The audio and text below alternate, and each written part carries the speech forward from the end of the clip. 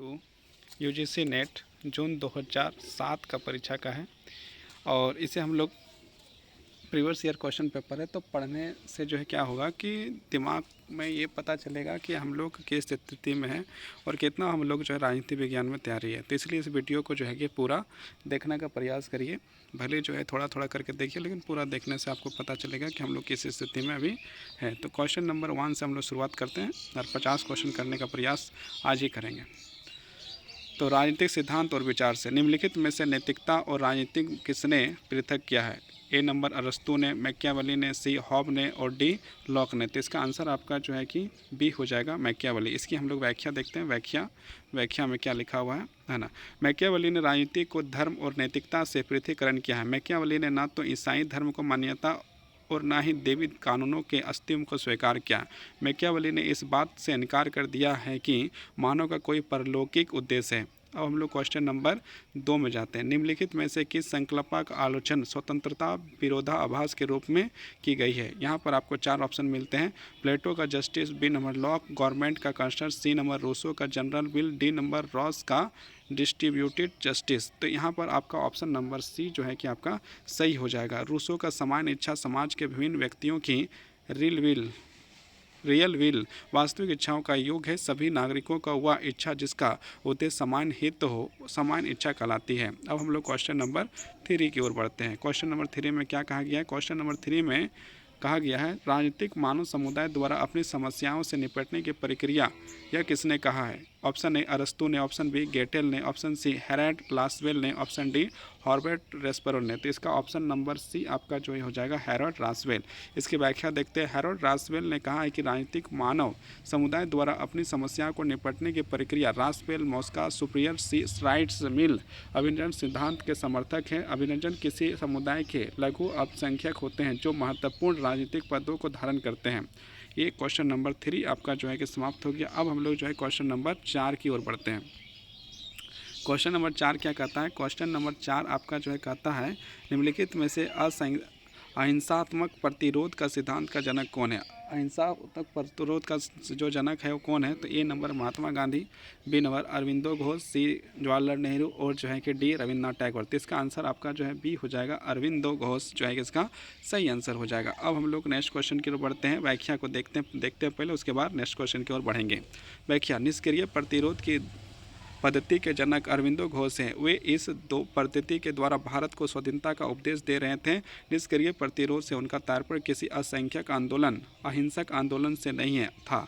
अरविंद घोष की अन्य कृतियाँ the life divine 1914, essays on the Gita 1916, ideal human unity 1918, ये सब है अनंत निर्देश के वाक्यों को ध्यानपूर्वक पढ़कर नीचे दिए गए कूट को चुनिए। तो यहाँ पर जो हम लोग को यहाँ पर देखना और चुनना है। यहाँ पर आपका जो है कि कथन दिया गया है। तो इसके अनुसार यदि देखा जाए तो बी जो है कि सही आंसर है और पहले जो है कि इसका आंसर ऊपर में दे दिया है, तो बी जो है आपका सही आंसर है। क्वेश्चन क्या है थोड़ा आप देखते हैं, है ना। क्वेश्चन था वैज्ञानिक समाजवाद वर्ग संघर्ष संदर्भ में इतिहास की व्याख्या करता है। तर्क था वर्ग संघर्ष पहले सुपरस्टर में होता है। तो यहाँ पर आपका जो है बी में कहा गया ए और आर दोनों सही थे, लेकिन आर ए का सही व्याख्या नहीं करता, बी सही था, है ना।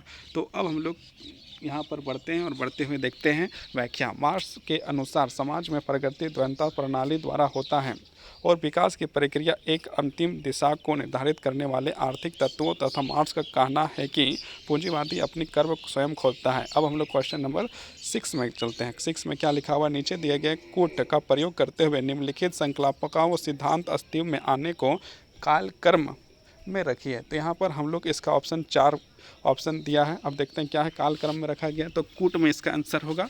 तो पहला है आपका सप्तांग, दूसरा 2 नंबर में दिया है संरक्षण का सिद्धांत, 3 में दिया है अंशात्मक विरोध, 4 में दिया है सत्याग्रह। ये जो है आपके हैं। अब कूट के अनुसार इसका आंसर जो है कि देना है। तो कूट देखिए क्या लिखा है। ए ऑप्शन में आपका 1 2 3 4 है, बी ऑप्शन में 2 3 4 1 है, सी का जो है 2 1 4 और 3 है, डी का जो है 3 2 1 2 4 1 है, तो इसका आंसर आपका हो जाएगा, क्या हो जाएगा, ऑप्शन ए आपका सही आंसर हो जाएगा। और इसका जो है कि सही व्याख्या हम लोग यहाँ पर देखते हैं। व्याख्या सही क्रम देखते हैं। सप्ताह सिद्धांत आपका कौटिल्य का हो जाएगा। संरक्षण का सिद्धांत बाजारवाद तथा नव उदारवाद हो जाएगा। अंशात्मक विद्रोह गांधी असहयोग एवं संविधान आंदोलन हो जाएगा। सत्याग्रह गांधी जी हो जाएगा। तो ये आपका जो है कि हो गया।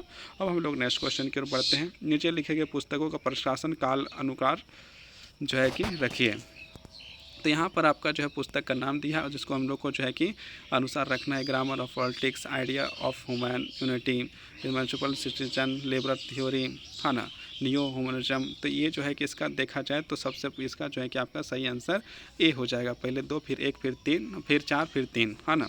तो ये हो गया और इसकी व्याख्या में किताब का नाम ही दिया गया है। तो अब हम लोग क्वेश्चन नंबर 8 में जाते हैं। सूची 1 तथा सूची 2 को मिलाकर दिए कूट से सही उत्तर चुनिए। 1 में लिखा है आपका पावर, इंटरनेशनल कंसेशन, है ना, उसके मूल्यों का बाध्यकरण और जो है कि आपका जो है पर्सन डायरी। तो यहाँ पर इधर दिया आपका 1 में ग्रीन, 2 नंबर स्टन, 3 नंबर मैकियावेली और 4 में है ग्रासमी। तो इसका ऑप्शन के अनुसार ए आपका जो है कि आपका सही हो जाएगा। ए आपका जो ऑप्शन नंबर से हो जाएगा, मतलब ए का 3, बी का 1, सी का 2, डी का 4। अब हम लोग यहाँ पर व्याख्या देखते हैं। व्याख्या में क्या लिखा हुआ है। पावर जो है मैकियावेली, पावर जो है आपका क्या हो जाएगा, मैकियावेली। इंटरकर्सन आपका ग्रीन हो जाएगा। मूल्यों का बाध्यकरण आपका स्टन हो जाएगा। और पर्सन डायरी आपका जो है कि पर्सनल डायरी आपका ग्रासमी का हो जाएगा। तो ये आपका थे। अब हम लोग जो है कि नेक्स्ट क्वेश्चन की ओर बढ़ते हैं।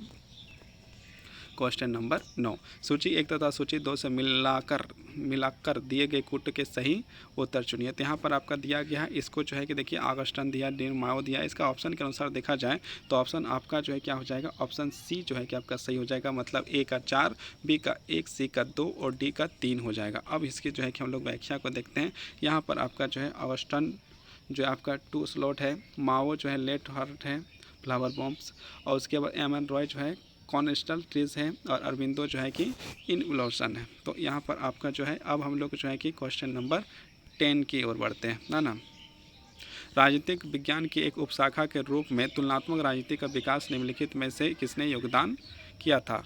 Option A Arthur Bentley, B में है ग्राम बेल्स, सी नंबर में हेराल्ड लास्की, डी नंबर में आर.टी. मैकेंजी। तो इसका आंसर हो जाएगा आपका आर्थर बैटल, है ना। इसका व्याख्या को देखते हैं। आर्थर बैटल राजनीतिक विज्ञान की एक उपशाखा के रूप में तुलनात्मक राजनीति के विकास में योगदान दिया। तुलनात्मक राजनीति के परंपरागत उपागम राजनीतिक व्यवस्थाओं और प्रक्रियाओं की वास्तविकता को समझने तथा वर्तमान उपागमों के प्रतिपादन में सहायक नहीं हुए।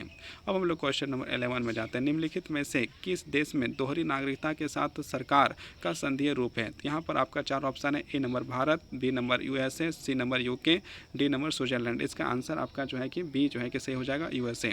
यूएसए एक दोहरी नागरिकता के साथ सरकार का संधीय रूप है। यूएसए एक संधीय सरकार शासन प्रणाली के अंतर्गत राज्यों का पर्याप्त सहायता दी गई है। राज्यों के अपने पृथक संविधान है ना। अब हम लोग जो है कि नेक्स्ट क्वेश्चन की ओर बढ़ते हैं। नेक्स्ट क्वेश्चन में क्या, 12 नंबर है। लुसियन पाई के अनुसार निम्नलिखित में से राजनीतिक विकास में कौन से संकट हैं। यहाँ पर आपका कूट से आंसर भरना है। तो यहाँ पर देखते हैं क्या हो जाएगा। अस्मिता का संकट, वैधता का संकट, वितरण का संकट, भ्रष्ट राजनीति का संकट। तो इसका ऑप्शन है ए में दिया 1 2 4, बी में दिया है 1 2 3, और आपका जो है कि सी में दिया 2 3 4 और डी में दिया 1 2 3 4। तो इसका आंसर हो जाएगा आपका जो option number B. Option number B आपका जो सही हो जाएगा। व्याख्या देखते हैं। व्याख्या क्या है। राजनीतिक विकास की संकल्पना पर विचार करने वाले विद्वानों को लुसियन पाई का नाम से अग्रणी है। लुसियन पाई के अनुसार राजनीतिक विकास का निम्नलिखित संकट है। 1 नंबर अस्मिता का संकट, वैधता का संकट, वितरण का संकट। पाई के 1963 में इस विषय पर गंभीर रूप में आलोचना प्रारंभ कर दिया था। अब हम लोग क्वेश्चन नंबर 13 में जाते हैं। क्वेश्चन अभिकथन ए में है। 20वीं सदी के उत्तरार्ध के पश्चिमी विद्वानों की प्रमुख चिंता समुदाय का विचार है। तर्क आर में स्थानीय लोकल विस्मृति और कमजोर हो गया। तो इसका आंसर आपका जो है सीधे दे दिया है, ऑप्शन ए आपका जो है कि सही है। यहाँ पर ऑप्शन ए आपका जो है दिखाई भी नहीं दे रहा है, ये भी बहुत बड़ी बात है ना। तो ऑप्शन ए जो है कि सही है, लेकिन वहाँ पर ऑप्शन कहीं दिखाई नहीं दे रहा, मतलब कहीं ना कहीं मिस्टेक हो गया। तो ऑप्शन ए जो है आपका 20वीं, यहाँ पर से आपको व्याख्या से समझ में आ जाएगा। 20वीं शताब्दी के उत्तर और पश्चिमी विद्वानों के, ऑप्शन ए जो है ऊपर वाला ही सही है ना। 20वीं शताब्दी के उत्तरार्ध पश्चिमी विद्वानों की प्रमुख चिंता समुदाय पर विचार रही। स्थानीय विस्मृत और कमजोर हो गया। आधुनिक राज्य के सामुदायिक दृष्टिकोण सैंडल वार्जर और टेलर चिंतन से जुड़ा है। जॉन लॉर्ड्स तथा डार्विन जैसे उदारवादी विद्वानों की प्रतिक्रिया स्वरूप सामने आया। यहाँ पर हम लोग 14 नंबर को देखते हैं। इसमें भी जो है कि हम लोग का जो है कि कुछ त्रुटि जो है कि बना हुआ है, तो इसको जो छोड़ते हुए आगे बढ़ते हैं। है ना। जब ऑप्शन ही नहीं है और ऑप्शन जो है सही कर दिया जाए तो फिर दिक्कत है ना। यहाँ पर ऐसा क्वेश्चन नहीं ना चाहिए। अब हम लोग 16 नंबर क्वेश्चन को देखते हैं। कार्ल ड्यूज के संचार सिद्धांत में निम्नलिखित में से 4 संख्यात्मक कारकों का सही कालानुक्रम लिखिए। तो यहाँ पर आपका लेग है, लॉर्ड है, लीड है, ग्रेन है। तो इसमें जो ऑप्शन नंबर ए आपका सही हो जाएगा। मतलब पहले होगा 2, फिर 1 होगा, फिर 4 होगा, फिर 3 होगा। इसकी व्याख्या देखते हैं। कार्ल ड्यूज के संरचना सिद्धांत में 4 परिणाम तत्व हैं। ये 4 तत्व निम्न प्रकार है: भार, पश्चात, अभिलाभ और अग्रता। 17 नंबर का क्वेश्चन देखते हैं। 17 नंबर क्वेश्चन है, कैथन ऑगस्टिन के अनुसार एक विकासशील समाज को नीचे दिए गए विकास के 4 चरणों के गुजरना पड़ता है। 1 नंबर में राजनीतिकीकरण, 2 नंबर राष्ट्रीय जन कल्याण, 3 में औद्योगिकीकरण, 4 में आपका प्रयोज्य। इसका जो है कि हम लोग कूट में आंसर करना है। तो कूट के अनुसार देखा जाए तो आपका ऑप्शन नंबर बी जो है आपका सही हो जाएगा। पहले 1, फिर 3, फिर 2, फिर 4। अब इसको देखते हैं। कैंथस ऑगस्टिन में राजनीतिक विकास के 4 स्तर माने हैं। पहला आत्मिक एकीकरण की राजनीति, 2 में औद्योगिकरण की राजनीति, 3 में राष्ट्रीय लोक कल्याण की राजनीति, 4 में समृद्धि की राजनीति। अब हम लोग जो है क्वेश्चन नंबर 18, यहाँ पर भी आपको जो है ऑप्शन का जो है कि मारामारी हो रहा है, तो इसको छोड़ देते हैं। अब हम लोग क्वेश्चन नंबर सीधे 19 में पहुँचते हैं। सूची 1 और 2 को मिलाकर कोट उत्तर मांग रहा है। तो सूची 1 में है राजनीतिक विश्लेषण, निर्भरता, जनता का वास्तविक। 3 नंबर में 3 अस्त्रों के राजनीतिक विकास चिन्ह, और इधर 2 में है A.G. Frank, B number Lucien Pye, 4 में रॉबर्ट मैसेल, और 3 में है रॉबर्ट मिशेल, और 4 में है कार्ल मैसेल। तो इसका ऑप्शन के अनुसार आपका जो है ए जो है आपका सही हो जाएगा। ए का 4, बी का 1, सी का 3 और डी का 2। अब हम लोग इसको जो व्याख्या से समझने का प्रयास करेंगे। तो व्याख्या में है राजनीतिक संप्रेषण, कार्ल ड्यूज, निर्भरता आपका A.G. फ्रैंक, जनता का वास्तविक रॉबर्ट मैसेल, 3 स्तरों की राजनीतिक लुइस पाई। अब हम लोग नेक्स्ट क्वेश्चन की ओर बढ़ते हैं। नेक्स्ट क्वेश्चन 20 नंबर, भारतीय संविधान में अंतर्राष्ट्रीय शांति एवं सुरक्षा का उल्लेख किया गया है। यहाँ पर 4 ऑप्शन है। प्रियम्बल में, मौलिक अधिकार में, राज्य के नीति निर्देशक सिद्धांत में, या डी आपदा में। तो इसका आंसर आपका हो जाएगा सी, राज्य के नीति निर्देशक सिद्धांत में। अब इसका हम लोग यहाँ पर देखते हैं व्याख्या। भारतीय राजनीति में अंतर्राष्ट्रीय शांति एवं सुरक्षा का उल्लेख राज्य के राजनीतिक नीति निर्देशक सिद्धांत अनुच्छेद 51 में किया गया है। राज्य के नीति निर्देशक सिद्धांत राज्य को यह निर्देश देते हैं कि वह लोगों के कल्याण के लिए योजना बनाते हैं समय इस सिद्धांत के बातों पर ध्यान दे तथा उन्हें लागू करने के लिए आवश्यक कदम उठाए। अब हम लोग नेक्स्ट क्वेश्चन की ओर बढ़ेंगे। नेक्स्ट क्वेश्चन 21 नंबर का, भारतीय संविधान के किस संशोधन में सरकार में मंत्रियों की संख्या कम करने का उल्लेख किया गया है। ए नंबर 50वां संविधान संशोधन, 42वां संविधान संशोधन, 51वां संविधान संशोधन, या 92वां संविधान संशोधन। यहाँ पर देखिए भारतीय संविधान के संशोधन में सरकार ने मंत्रियों की संख्या कम करने का उल्लेख किया गया है। तो आपका 91 संशोधन, ऑप्शन नंबर सी जो है कि सही हो जाएगा। 91वां संविधान संशोधन अधिनियम 2003 के अंतर्गत यह उपलब्ध किया गया कि केंद्रीय मंत्री परिषद में प्रधानमंत्री समेत मंत्रियों की अधिकतम संख्या लोकसभा के कुल सदस्य संख्या के 15% से अधिक नहीं होगी। अब हम लोग नेक्स्ट क्वेश्चन की ओर बढ़ते हैं। नेक्स्ट क्वेश्चन जो है कि छोड़ दीजिए, है ना, इसको। अब हम लोग जो है सीधे 24 नंबर का क्वेश्चन देखते हैं। नीचे लिखे व्यक्तियों के लोकसभा के स्पीकर के रूप में कार्य करने वाले कालक्रम को रखिए। 1 नंबर में यहाँ पर लिखा है संजीव रेड्डी, उसके बाद हुकम सिंह, उसके बाद है सोमनाथ चटर्जी, 4 में दिया PM संगमा।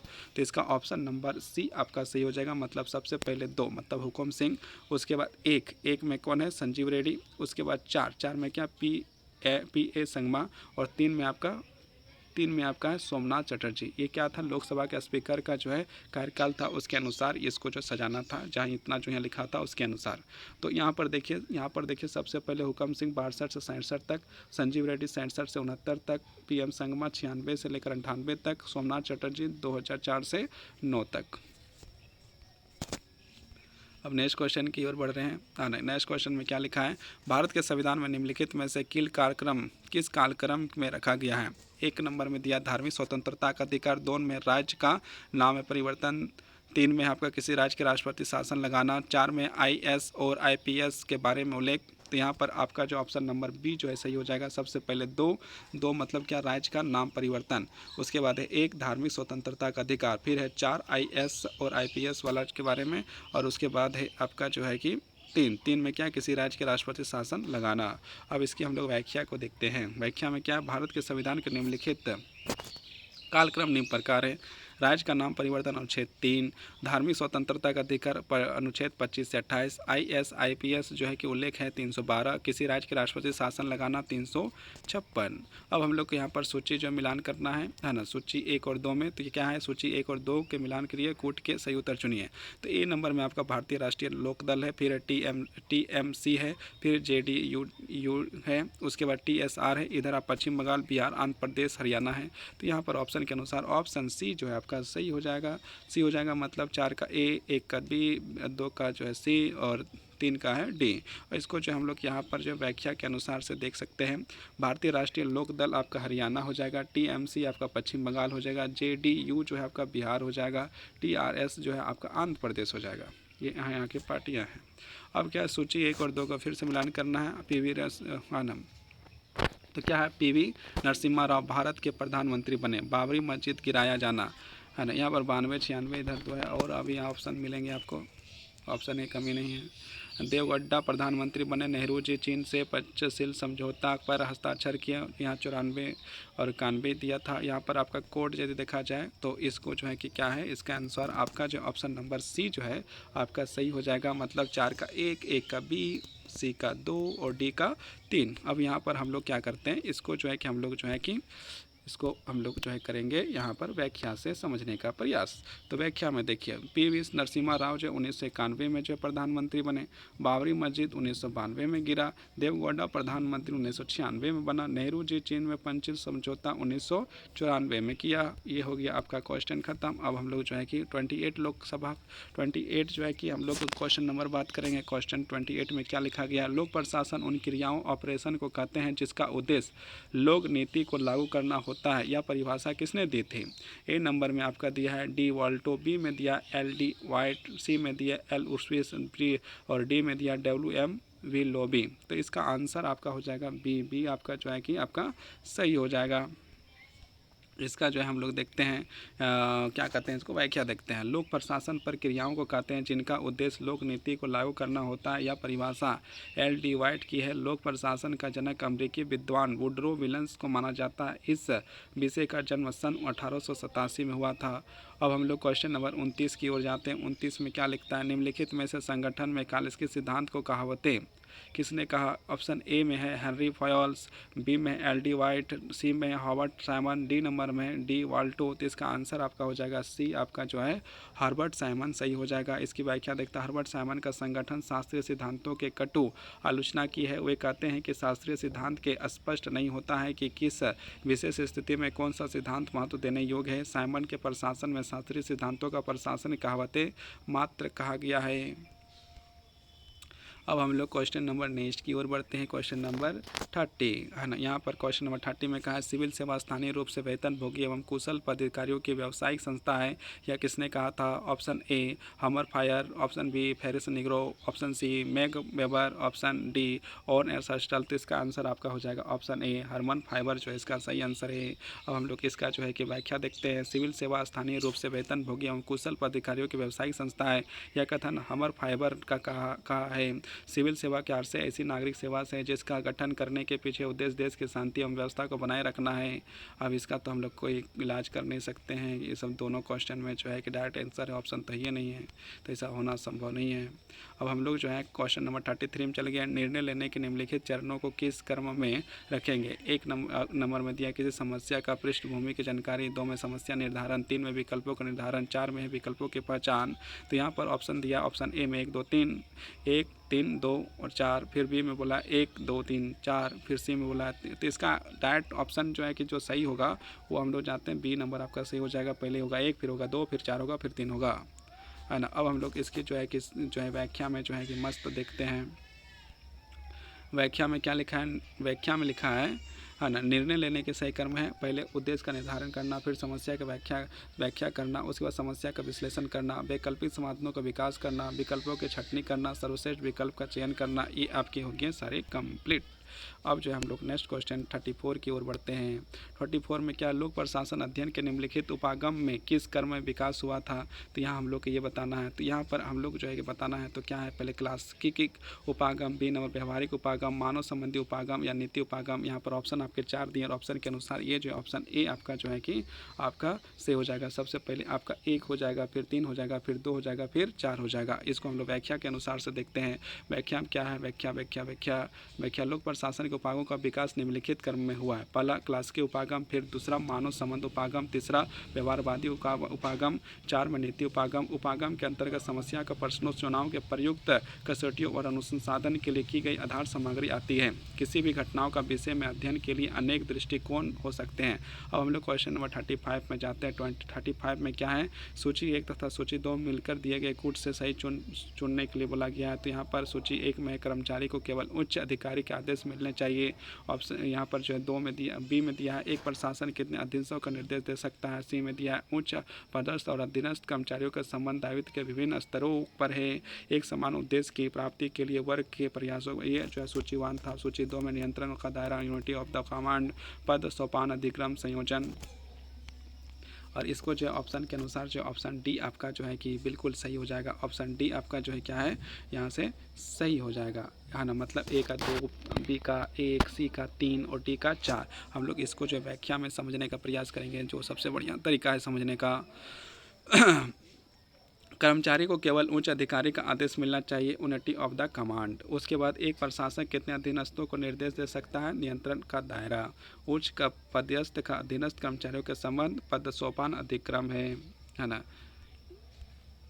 उसके बाद एक समान उद्देश्य की प्राप्ति के लिए वर्ग का प्रयासों का व्यस्त करना संयोजन हो जाएगा। 36 हम लोग आते हैं। 36 में क्या नीचे लिखें, युग्मों में कौन सा युग्म ठीक नहीं मिलाया गया है, तो कौन सा गलत मिलाया गया उसके बारे में पूछा गया है। तो एक जो है कि जो गलत मिलाया गया उसका वही आंसर यहाँ पर सही हो जाएगा। तो डी नंबर आपका जो है सही नहीं मिलाया गया है। तो जो सही मिलाया गया है उसको हम लोग यहाँ पर देखते हैं, है ना।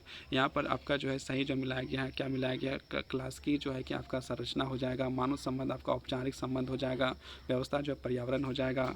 अब हम लोग नेक्स्ट अंतर्राष्ट्रीय संबंध में चल जाते हैं। अंतर्राष्ट्रीय संबंध को देखते हैं। दक्षिणी एशिया क्षेत्रों में देशों के संगठन सार्क का अस्तित्व मुख्यतः निर्भर करता है। एक कमजोर देशों के हितों पर, शांति एवं सहयोग पर, सी नंबर निर्णयों का महत्व पर, डी नंबर द्विपक्षीय हितों के महत्व। इसका आंसर हो जाएगा आपका शांति एवं सहयोग पर, है ना। अब हम लोग जो है कि इसकी व्याख्या को भी देख लेते हैं।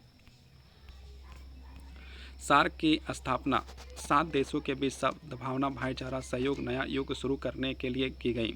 7 से 8 दिसंबर 1985 को ढाका दक्षिण एशिया के देशों के राष्ट्राध्यक्षों का सम्मेलन हुआ तथा सार्क का स्थापना हुई। ये देश हैं भारत, पाकिस्तान, बांग्लादेश, नेपाल, भूटान, श्रीलंका और मालदीव। अफगानिस्तान के शामिल होने पर वर्तमान सदस्यों की संख्या बढ़कर 8 हो गई है।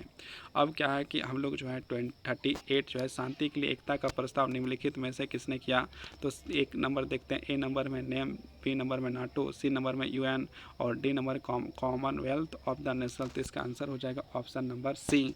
विश्व शांति की स्थापना के क्षेत्र में महासभा के उपयोगी बनाने का महत्वपूर्ण प्रयास 3 नवंबर 1950 को किया गया, जिस दिन शांति के लिए एकता प्रस्ताव स्वीकार कर किया गया था। अब हम लोग क्वेश्चन नंबर 39 की ओर बढ़ते हैं, है ना। UNCTAD के मूलतः निम्नलिखित से बढ़ाया प्रोत्साहित किया गया है। ए नंबर विवादों को शांतिपूर्ण से निपटारा करना, डी अंतर्राष्ट्रीय व्यापार, सी नंबर युद्ध में बचाव, डी नंबर NPT। तो इसका आंसर हो जाएगा अंतर्राष्ट्रीय व्यापार। अंकटाट मतलब UNCTAD अंटाट ने मुख्यतः अंतर्राष्ट्रीय व्यापार का बढ़ाया है। अब हम लोग क्वेश्चन नंबर जो है कि 40 को नहीं देखेंगे, 41 को भी नहीं देखेंगे, डायरेक्ट ऑप्शन दे देता, कहीं देखेंगे बताइए। अब हम लोग जो है कि क्वेश्चन नंबर कितना में आ गए हैं, 42 नंबर में आ गए हैं। 42 नंबर क्वेश्चन क्या है, भारत चीन संबंधों को निम्नलिखित घटनाओं को कालानुक्रम रखिए। ए नंबर दाई लामा भारत में प्रवेश, भारत द्वारा People's Republic of the China का मान्यता देना, पंचशील समझौता, भारत चीन के द्वैत संबंधों के लिए 50वीं वर्षगांठ। तो इसका ऑप्शन नंबर बी आपका सही हो जाए। सबसे पहले 2 होगा, 2 मतलब क्या, भारत में People's Republic of the China को मान्यता देना, फिर आपका 3 हो जाएगा पंचशील समझौता, उसके बाद आपका 1 हो जाएगा दलानामे का भारत में प्रवेश, उसके बाद आपका 4 हो जाएगा। 4 में क्या है आपका, भारत चीन द्वैत संबंधी 50वीं वर्षगांठ हो जाएगा।